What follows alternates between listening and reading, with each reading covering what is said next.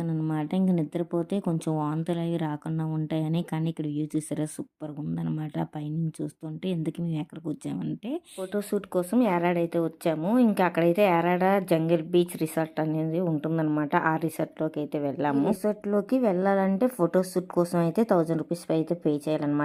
లేదు నార్మల్‌గా చూద్దామని వెళ్తే రిసార్ట్‌లోకి పర్ పర్సన్ 20 రూపీస్ అట.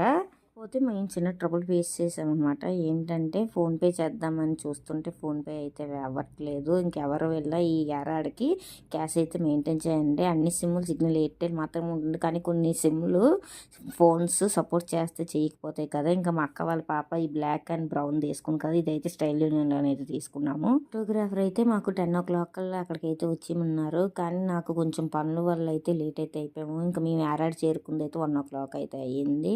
ఎప్పుడైనా సరే ఫోటోగ్రాఫర్స్ రమ్మని టైంకి వెళ్తే కొంచెం ఖాళీగా ఉంటదనమాట. మనకు నచ్చిన టైంలో